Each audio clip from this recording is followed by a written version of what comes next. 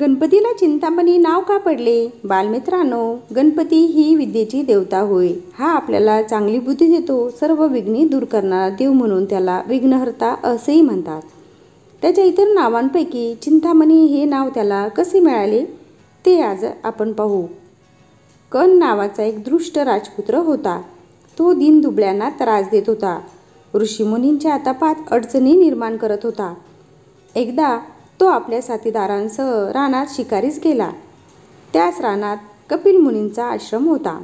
त्यांनी कणाचे स्वागत केले आणि त्याला आपल्या साथीदारांसह जेवायला येण्याचे निमंत्रण दिले.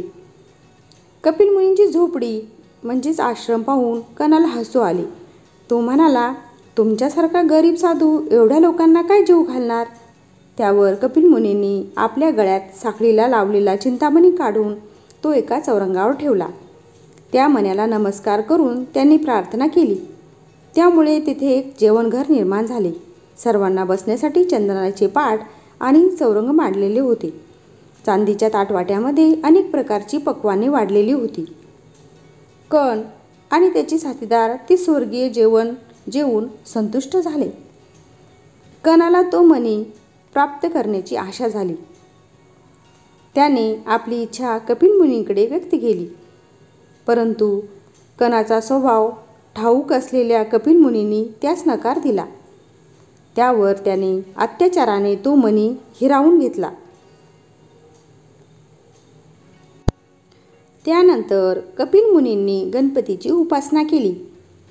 त्यांच्या भक्तीवर प्रसन्न होऊन गणपतीने कणाला शिक्षा करायचे ठरवले. इकडे त्या मण्यासाठी कपिल मुनी आपल्याशी युद्ध करतील असा ग्रह करून कण कपिल मुनींवर चाल करून गेला.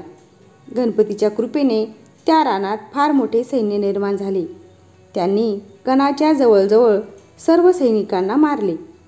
जेव्हा गणपती स्वतः रणांगणावर आला त्यावर कणाने भराभर गणपतीवर बाण सोडायला प्रारंभ केला. पण गणपतीने ते हवेतच आपल्या बाणांनी अडवले. मग गणपतीने आपला परशु कणावर फेकला.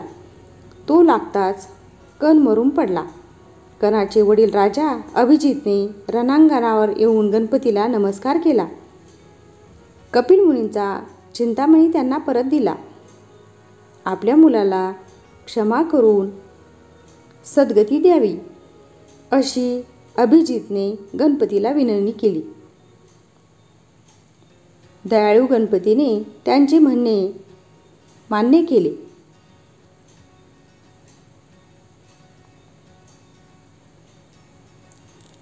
गणपतीने कपिल मुनींना चिंतामणी परत मिळवून दिला म्हणून गणपतीला चिंतामणी असे नाव पडले.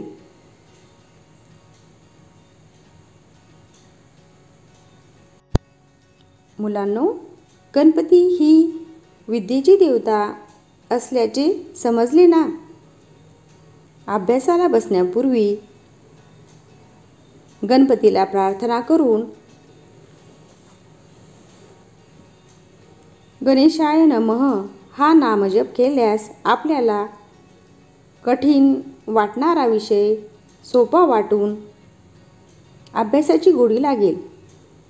तर मग आजपासूनच नामजपाला प्रारंभ करणार ना?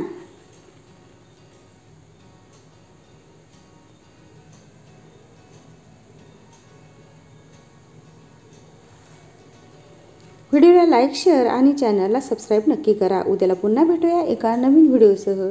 धन्यवाद.